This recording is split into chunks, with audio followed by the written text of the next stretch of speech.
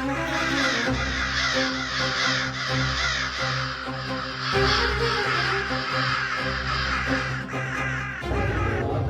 পাখি নয়, ইসরায়েলের আকাশ ছেয়ে গেছে হাজার হাজার কালো কাকে।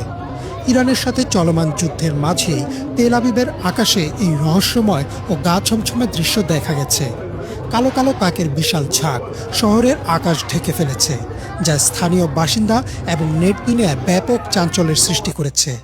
বর্তমান যুদ্ধ পরিস্থিতির কারণে অনেকেই এই ঘটনাকে কোনো ভয়াবহ বিপদ সংকেত হিসেবে দেখছেন, অনেকে আবার একে তুলনা করছেন কোরআনে বর্ণিত আবাবিল পাখির সাথে। সম্প্রতি সামাজিক মাধ্যমে ছড়িয়ে পড়া বিভিন্ন ভিডিওতে দেখা গেছে তেল আবিবের আকাশ আক্ষরিক অর্থেই কালো হয়ে গেছে। ডেইলি মেইলের প্রতিবেদন অনুযায়ী এই বিশাল কাকের ঝাঁক শহরটির উপর দিয়ে এমনভাবে উঠছিল যেন তারা কোনো কিছুর আগাম বার্তা দিচ্ছে। সাধারণত শীতের মৌসুমে পূর্ব ইউরোপ থেকে ঝাঁকে ঝাঁকে কাক বা ওই জাতীয় পাখি ইসরায়েলের মতো উষ্ণ অঞ্চলের দিকে আসে, তবে এবারের সংখ্যা এবং সময়টি স্থানীয়দের মনে আতঙ্কের জন্ম দিয়েছে। পাশ্চাত্য সংস্কৃতিতে কাক বা শকুন জাতীয় পাখিকে অনেক সময় হারবিঞ্জার অফ ডুম বা ধ্বংসের বার্তাবাহক হিসেবে বিবেচনা করা হয়।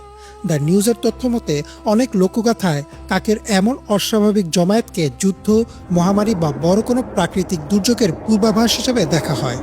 বর্তমান সংঘাতময় পরিস্থিতিতে ইসরায়েলের সাধারণ মানুষের মাঝে এই ধারণাটি প্রবল হয়েছে যে এটি হয়তো আসন্ন কোনো ধ্বংসাত্মক যুদ্ধের সংকেত।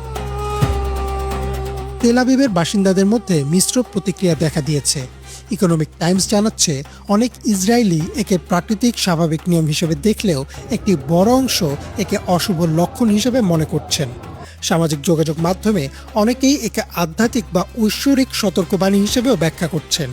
প্রাইম টাইমারের একটি প্রতিবেদনে বলা হয়েছে কিছু মানুষ একে কনস্পিরেসি থিওরি বা ষড়যন্ত্র তত্ত্বের সাথেও মেলাচ্ছেন, যেখানে বলা হচ্ছে পাখিরা হয়তো উন্নত প্রযুক্তির মাধ্যমে আসন্ন কোনো হামলার আঁচ করতে পেরেছে।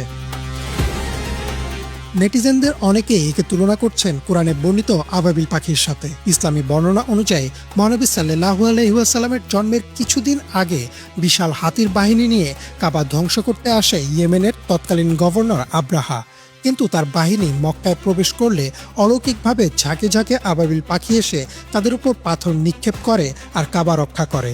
তাই সামাজিক মাধ্যমে অনেকেই এই ঘটনার সাথে জুড়ে দিচ্ছেন ইসরায়েলের কাকগুলো।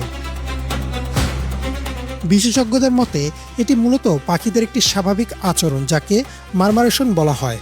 খাদ্য এবং নিরাপদ আশ্রয়ের সন্ধানে বা কোনো শিকারী প্রাণীর হাত থেকে বাঁচতে তারা এভাবে দলবদ্ধ হয়ে ওড়ে। এছাড়া শহরের কৃত্রিম আলো ও উত্তাপও অনেক সময় পাখিদের আকৃষ্ট করে। ইরানের চলমান ক্ষেপণাস্ত্র হামলার প্রভাবেও কাকেদের এমন অস্বাভাবিক আচরণ হতে পারে বলে ধারণা করা হচ্ছে। তবে বিজ্ঞান ও যুক্তি যাই বলুক না কেন, মধ্যপ্রাচ্যের এই অস্থির সময়ে হাজার হাজার কাকের এই দৃশ্য ইসরায়েলিদের মনে এক অজানা আশঙ্কার জন্ম দিয়েছে।